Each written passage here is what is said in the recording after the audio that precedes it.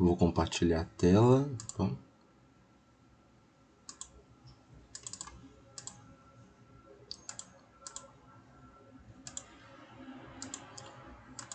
Vocês estão enxergando aí a apresentação?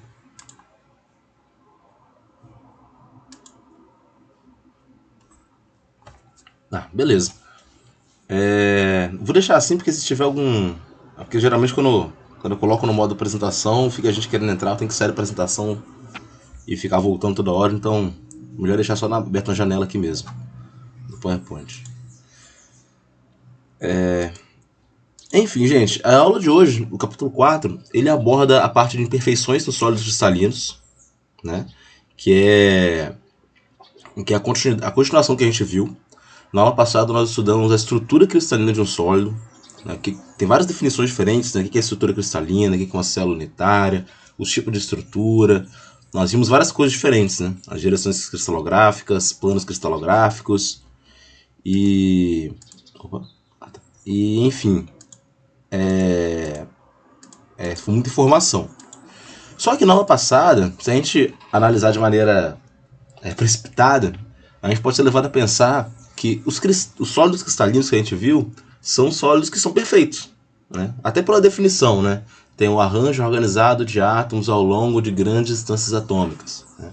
A gente pode pensar que esses sólidos são perfeitos, quando na verdade esses sólidos são imperfeitos, eles têm vários defeitos e esses defeitos são extremamente importantes até para entender a maneira com a qual esses materiais se comportam quando submetidos a solicitações mecânicas. Então entender melhor esses defeitos cristalinos é muito importante, né? A ideia dessa aula aqui, então, é identificar os principais tipos de defeitos encontrados nos sólidos cristalinos, né? Dentre os defeitos, um deles é a lacuna, que eu vou comentar com vocês, que é quando não tem um átomo onde deveria ter, como se faltasse um átomo em certa posição. Então a gente consegue até calcular esse número de lacunas de acordo com a expressão matemática. Temos como calcular aí também, né?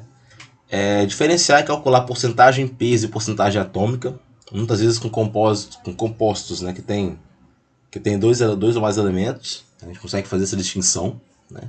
A impureza pode ser vista como defeito também, né? Já que um sólido cristalino totalmente puro seria algo sem defeitos, né? Em teoria, né? E outro defeito muito importante que a gente vai ver aqui são as discordâncias, né? Que é um defeito extremamente relevante no que se trata de materiais, né? O mecanismo de deformação dos metais, eles funcionam através das discordâncias. Mas vamos falar sobre cada um devagar aqui, né?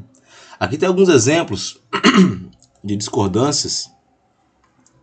Aliás, a esquerda aqui de discordância, que é um semiplano extra de átomos que aparece aqui na estrutura, que está de verdinho aqui na estrutura, né, na imagem.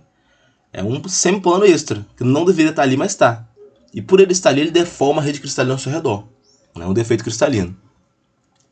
E aqui na direita eu tenho o defeito de lacunas, né? Aliás, perdão, eu tenho também a discordância, né, mostrada do ponto de vista microscópico.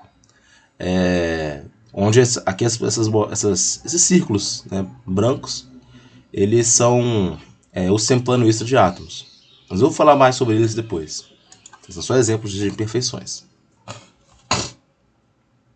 Bom, a ideia aqui, gente, é importante a gente saber, principalmente, que não existe material perfeito. Não existe material perfeito. Todo material vai ter defeito. Não importa o quão puro, quão cuidadosa a preparação, todo material vai ter defeito, né? Os defeitos, eles até ajudam, de certa maneira, o material, né?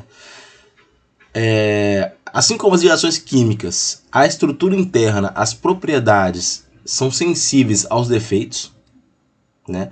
Se tem mais ou menos defeitos, né, a gente vai ter uma variação de propriedades. Um exemplo mais grosseiro: poros. Uma estrutura que é muito porosa, ela tende a ser menos resistente. A gente não precisa nem estudar muito profundamente para ter isso de cabeça, é intuitivo. Se é muito poroso, vai ser pouco resistente, né?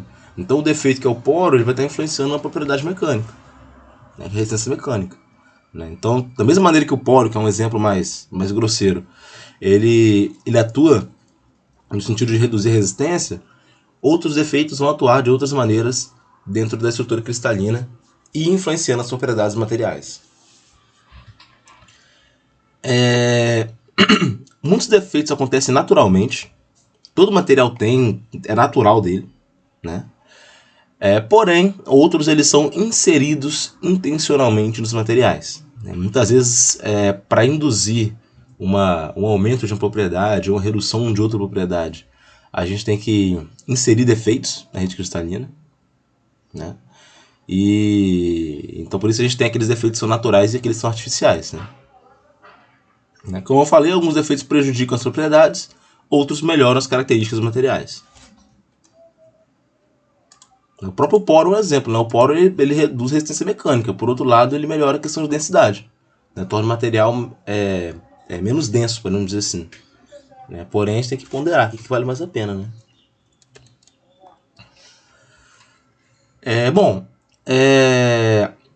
Os defeitos cristalinos são aqueles que possuem dimensão de cerca de 1 diâmetro atômico, né? E pode ser classificado pela geometria e pela dimensionalidade, né? São defeitos que a gente fala que são defeitos unidirecionais, né? São defeitos da escala de um átomo, né? Esses defeitos, esses primeiros defeitos pontuais que a gente diz, né? Defeitos pontuais. Opa. Os principais exemplos de defeitos cristalinos são os seguintes. Primeiramente, os defeitos pontuais, né, que são aqueles que estão na grandeza de um diâmetro atômico, né, que são pontos, né, como se faltasse um átomo aqui, tem um átomo extra aqui, são defeitos pontuais. Tem defeitos lineares, né, que é a questão da discordância, por exemplo, que eu mostrei, que tem um semiplano extra de átomos na rede cristalina, né. Eu tenho defeitos interfaciais, como a gente viu na aula passada, um contorno de grão, ele é considerado um defeito, né, mas os materiais têm contornos de grão, é um defeito, é a interface. Tem defeitos volumétricos de massa, como a questão de poros, né, como foi citado. A gente vai explorar mais esses defeitos, né. Impurezas, geralmente, em alguns livros, ele vem como um defeito pontual, tá bom? Eu particularmente não costumo fazer essa distinção de impureza como outro tipo de defeito. Mas, de qualquer maneira, a impureza também é um defeito. Quando a gente tem um material que é só ferro e começa a inserir carbono na estrutura, a gente está colocando uma impureza, fazendo uma solução sólida, né? Mas essa inserção de carbono é o que vai melhorar as propriedades do material, né, do ferro, formando o que a gente chama de aço. Então é uma impureza, mas não é porque o nome é impureza que é necessariamente ruim, né? Pode ser uma impureza que age no sentido de melhorar as propriedades, tá? Como vocês vão ver aqui. Defeitos pontuais. Eu tenho basicamente dois tipos, né? As lacunas e o que a gente chama de autointersticial, né? Lacuna é um dos mais simples, está presente em qualquer material sólido cristalino, né? E o que é essa lacuna? Como o próprio nome já diz, é a falta de um átomo em uma posição. Era para ter um átomo ali, aquela posição está vazia, eu tenho uma lacuna. Também pode ser chamado de vacância ou de vazio, né? É um lugar onde não tem um átomo, deveria ter, mas não tem. Beleza? Então é algo que distorce a rede cristalina, né? A lacuna está presente ao longo de toda a estrutura.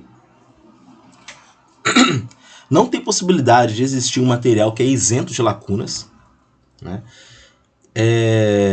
As lacunas surgem devido àqueles princípios de equilíbrio termodinâmico que o material alcança ao solidificar. Então é algo natural do material, né? E a presença de lacunas aumenta a entropia de um cristal. A entropia que pode ser aquele grau de desordem que a gente traz na termodinâmica. A quantidade de lacunas está associada à temperatura do material, conforme uma relação exponencial, né, que é essa equação aí. O N é o número total de sítios atômicos. NL, né, o NV aqui é o número total de lacunas. O Q é a energia necessária para a formação de lacuna. O K é a constante de Boltzmann. E T é a temperatura em Kelvin. Né? Então é uma expressão bem simples de se aplicar. Né? Em temperaturas próximas da difusão, ou seja, temperaturas bem altas, a gente tem uma relação de número total de lacunas em relação ao número de sítios atômicos de 10 a menos 4. Né? Ou seja, tem um sítio vazio a cada 10 mil sítios. Né? Até pelo grau, o alto grau energético que esse material vai estar perto da temperatura de fusão. Essa é mais uma curiosidade. Só para esclarecer, o número de sítio atômico é a posição que o átomo ocupa. Tem vários sítios atômicos. A maioria dos sítios está ocupado, obviamente, porém tem alguns sítios que não estão ocupados, que são exatamente aqueles onde ocorre a lacuna. Beleza? Então a lacuna é a falta de um átomo no sítio atômico. Né? E aí eu tenho que definir outra coisa para vocês. Né? Eu falei que o sítio atômico é onde o átomo está. Só que os átomos, eles, nesse modelo que a gente está tratando, de que eles são esferas maciças, né? Que é uma hipótese que a gente trata aqui na teoria da elasticidade, onde a gente está analisando os materiais, eles só se tocam em certos pontos. Eles não se tocam em toda a sua superfície. De maneira que, entre átomos, vai ter um pequeno espaço vazio. Né? Um pequeno espaço vazio, bem pequeno mesmo, que não está sendo ocupado. Esse espaço vazio não é um sítio atômico, de fato. É um espaço vazio entre os átomos, que estão ocupando cada um seu sítio atômico. Né? Esse espaço vazio a gente chama de interstício. Né? É um interstício. Né? E o que acontece? O que é esse defeito autointersticial? É quando um átomo, em vez de estar ocupando o seu sítio atômico, ele vai ocupar esse espaço vazio muito pequeno.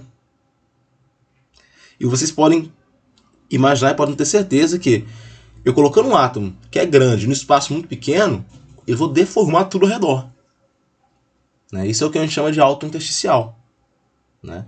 É quando um átomo, em vez de estar na sua posição atômica correta, ele está ocupando um espaço vazio muito pequeno entre os átomos.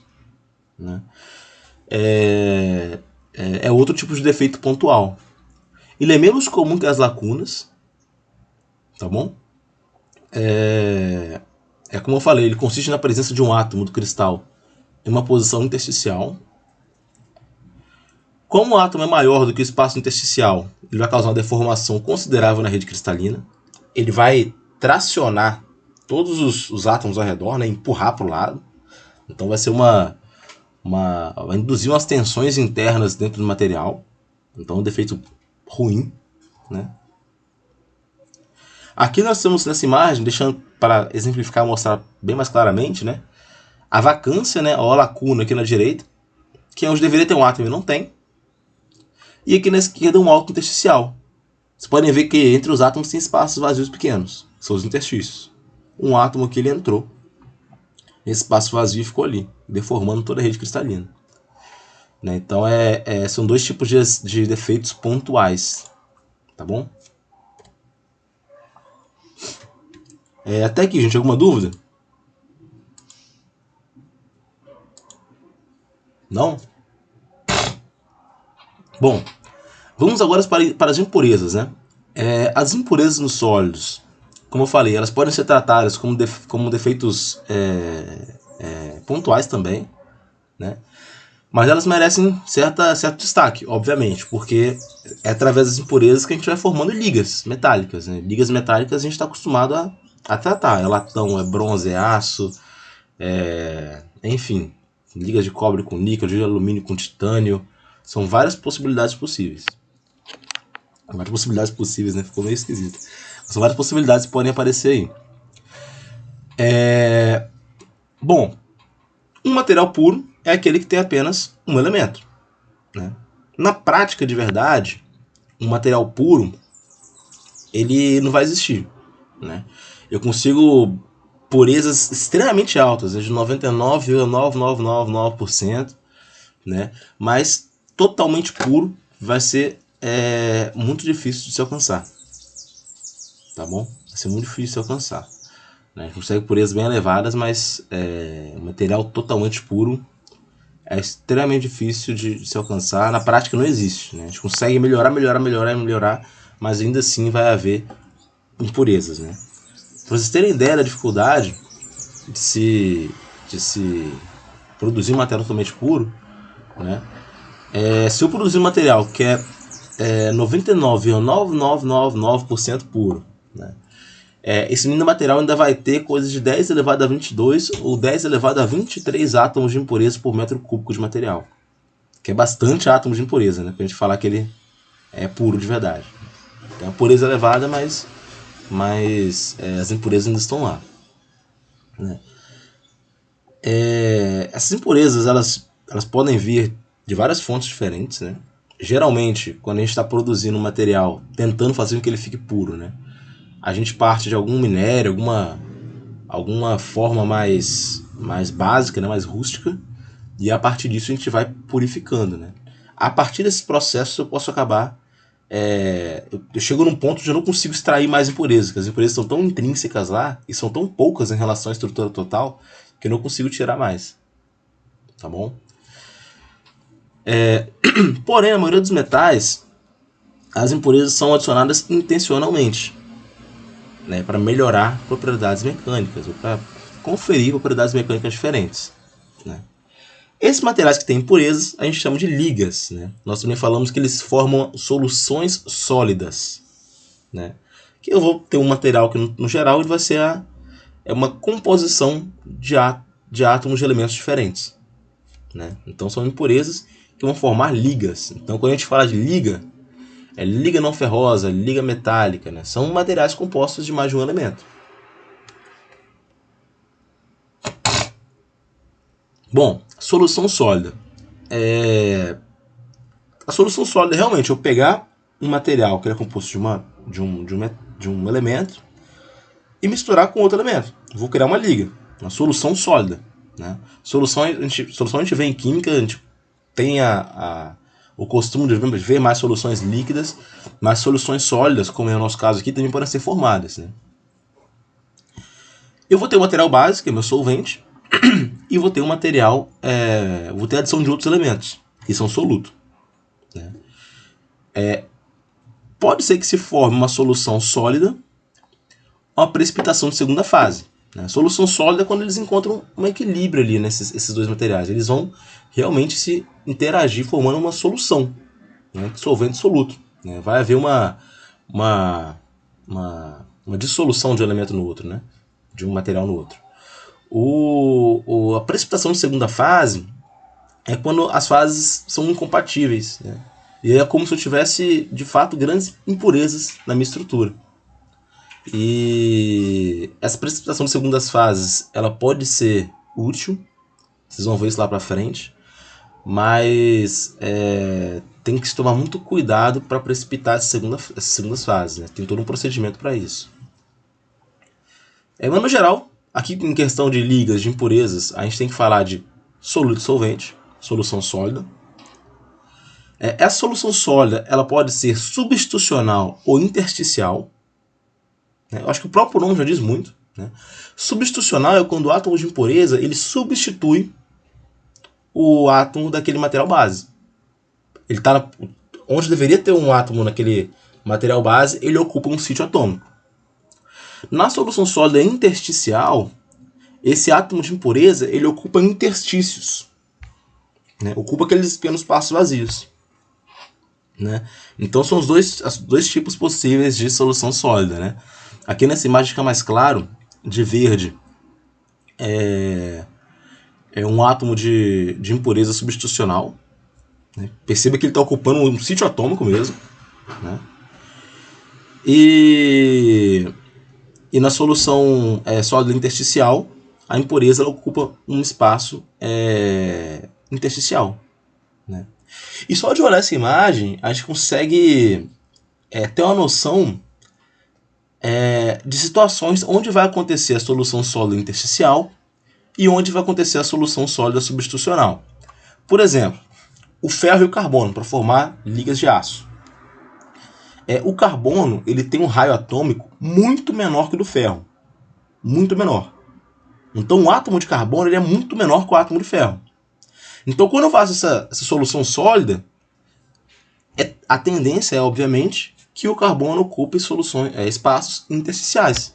Ele vai ficar como essa pequena bolinha laranja aqui, ó, ocupando interstícios entre os átomos de ferro.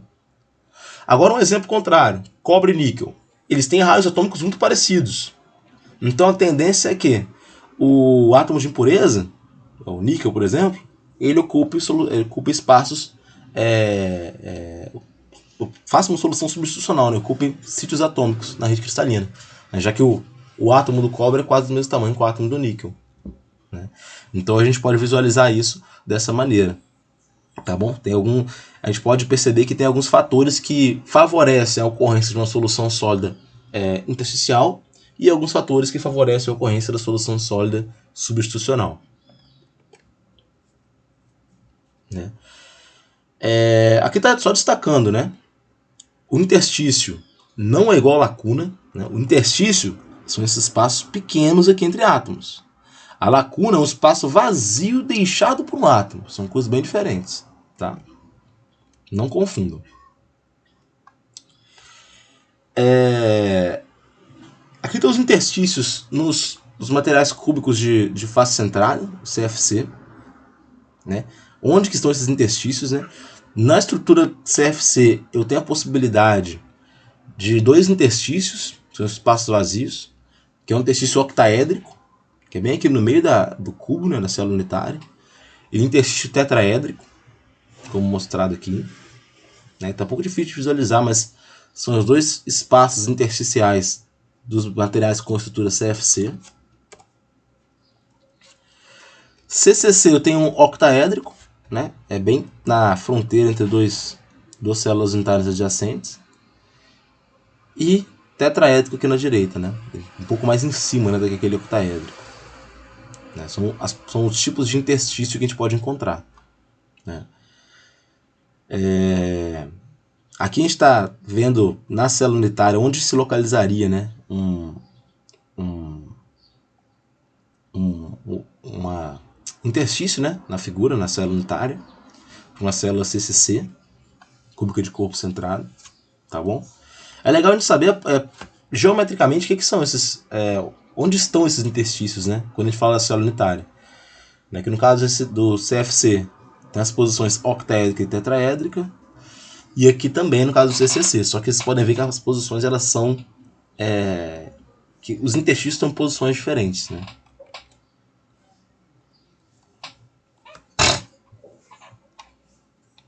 Bom, as soluções sólidas são formadas quando a adição de elementos de liga não altera ou forma uma nova estrutura cristalina, ou seja, vai manter a estrutura cristalina original, né? Então a gente fala que é uma solução sólida quando tem essa compatibilidade, né? Onde essa adição de novo material não vai alterar a estrutura cristalina. Se alterar, uma nova fase vai ser formada, né? Aí eu vou ter de fato uma segunda fase. Eu vou ter dentro do meu material 2 estruturas cristalinas diferentes, né? Posso ter uma parte que é uma estrutura cristalina CCC e uma parte que é uma estrutura cristalina CFC, por exemplo. No caso de haver uma solução sólida, as propriedades do material são homogêneas, né? Porque os solutos se distribuem aleatoriamente uniformemente. Então, como tem a solução sólida, as propriedades elas são homogêneas. A solução pode ser substitucional ou intersticial, né? Substitucional, eu estou ocupando uma posição atômica, um sítio atômico, né? A impureza ela ocupa um sítio atômico.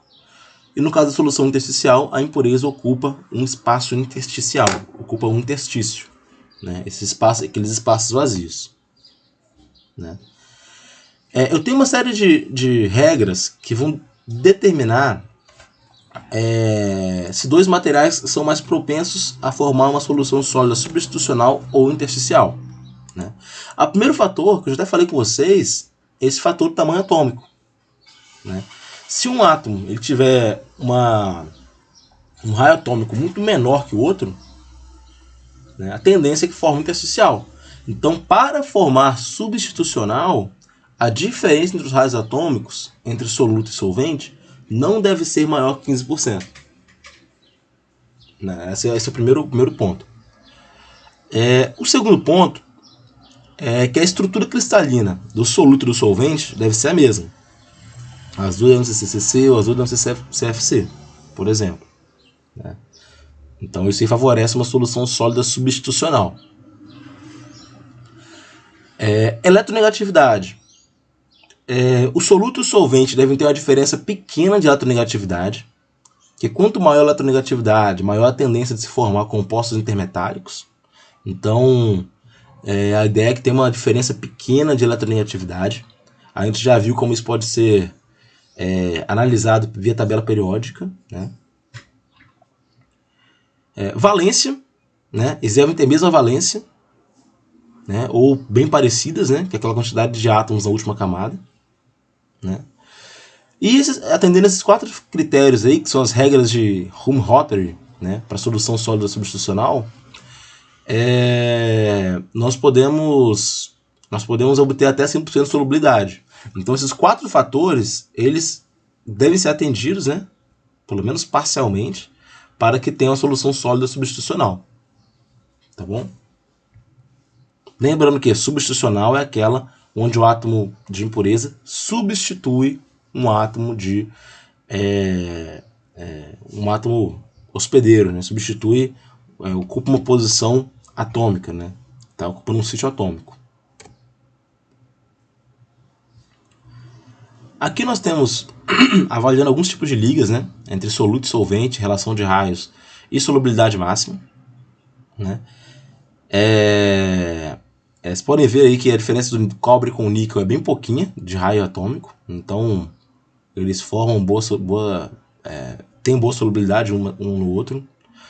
Alumínio e cobre também formam uma boa solubilidade ali, razoável, né? Enfim, tem várias combinações aí possíveis, né?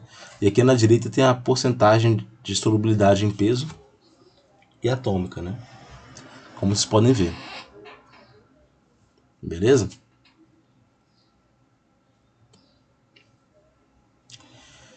O caso mais comum de solução sólida substitucional é a liga de cobre e níquel. Né? Aqui eu tenho uma pequena parte que a gente chama de diagrama de fase, né, do cobre com o níquel. Aqui, eu tenho um capítulo mais para frente só para falar sobre diagramas de fase. Mas já adiantando, dependendo da composição, da porcentagem de níquel e da temperatura, eu posso ter um líquido, eu posso ter um composto que é parcialmente sólido e parcialmente líquido, ou seja, um composto bifásico, e posso ter apenas um sólido, que é a fase alfa. Né? Isso aqui é para o caso do cobre-níquel, né? Que é um caso clássico de solução sólida substitucional.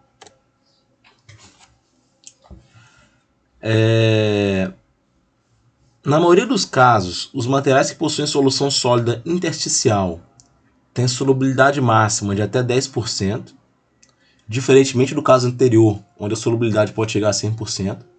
Um belo exemplo é o ferro-carbono, liga ferro-carbono. Né? Embora a gente fale que a liga ferro-carbono, o aço ele é majoritariamente ferro, porque a porcentagem de carbono ela não passa muito de 2, ali já é muito, 2%. Né? Acima disso eu já estou falando de ferro fundido, que é outra liga ferro-carbono, né? Mas também que não passa muito de 4, 5%. Então a solubilidade, quando se trata de solução sólida intersticial, ela é bem limitada. Além disso, o fator de empacotamento desses materiais costuma ser altos, e quanto maior o empacotamento, mais difícil ter espaços vazios. Né? Espaços vazios acontecem com menos frequência. Aqui nós temos, como eu usei como exemplo algumas vezes, né? O ferro-carbono, né? O aço. O raio atômico do ferro é 0,124 nanômetros, enquanto o raio atômico do carbono é de 0,71 nanômetros, então é bem diferente. Né? A solubilidade máxima de carbono no ferro gira em torno de 2%. É bem baixa, né? A partir disso aí começa a formar algumas novas fases. É por isso que eu disse que geralmente, quando a gente fala só de ferro e carbono, a gente limita o ácido a praticamente 2%. A partir disso a gente tem uma novas fases que já compõem o que a gente chama de ferro fundido, né?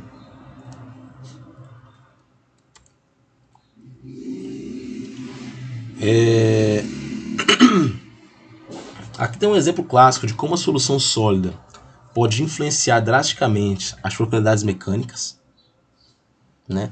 Aí eu tenho um limite de escoamento,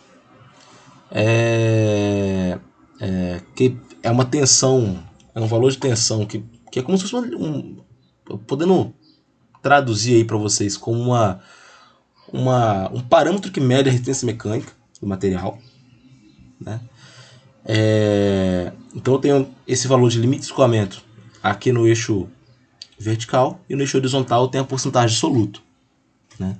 Vocês podem ver que o berílio lá em cima, né, ele tem esse soluto intersticial, que tem deformado a sua rede cristalina e tende a ter um limite de escoamento mais alto.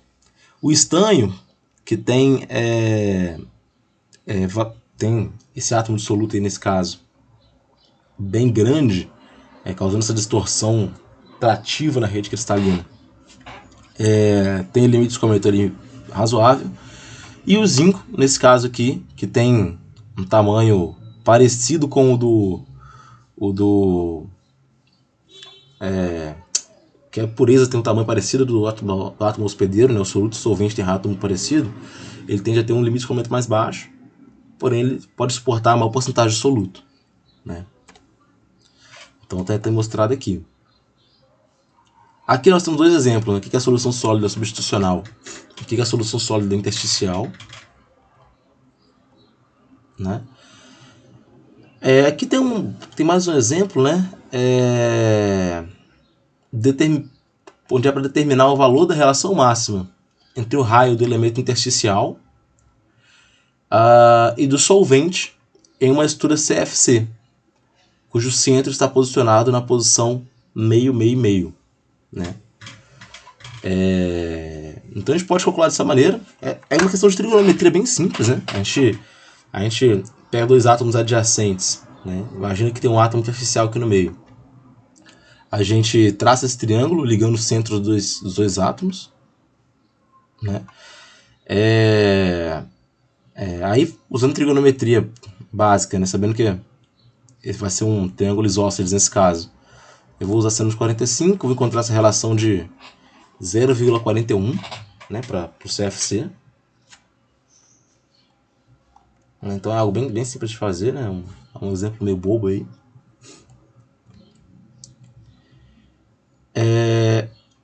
Enfim, em relação à solução sólida, para finalizar, solução sólida, impureza, né? Para finalizar, é importante a gente saber a porcentagem, tanto porcentagem em peso quanto porcentagem atômica, de um elemento em relação à liga, né? Se eu tenho uma liga de ferro-carbono, qual é a porcentagem de ferro que eu tenho? Qual é a porcentagem de carbono que eu tenho? Se a liga cobre-níquel, qual é a porcentagem de cada um, né? E tem duas maneiras de avaliar isso. É usando a porcentagem em peso e a porcentagem atômica, né? Essas porcentagens elas são calculadas de maneira bem simples, né? É aplicar essas duas fórmulas aqui. A primeira fórmula para porcentagem em peso, onde eu preciso da massa dos dois elementos, né? Então é bem intuitivo, né? Se eu tenho 30 kg de cobre, 30 kg de níquel, qual é a porcentagem de cobre que eu tenho? 30%. É bem intuitivo, é por peso, né? A porcentagem atômica ela é um pouquinho diferente, né? Mas, novamente, é aplicar equação, né? A porcentagem atômica leva em consideração a massa atômica dos elementos, né? Então, em vez de usar as massas para calcular a porcentagem, eu uso esse número de mols, né? Que é a razão entre a massa e a massa atômica. Então, é basicamente aplicar equação, ficar substituindo aqui nas equações, né, para encontrar.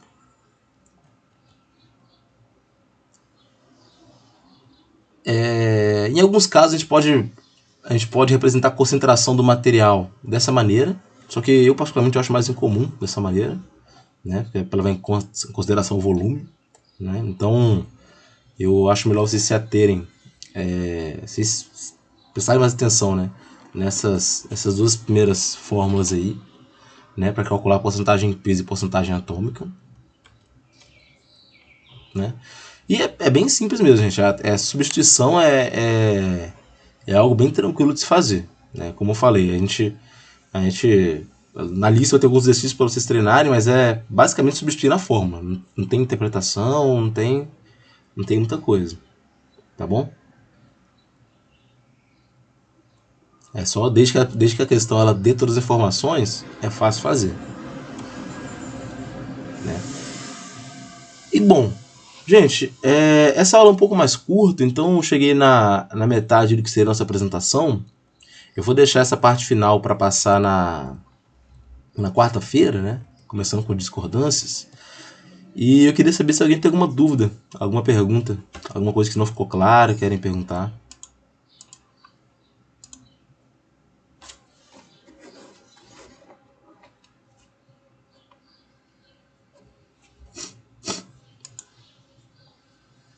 Ah, tá. Beleza, então, gente. Vou encerrar a gravação aqui agora.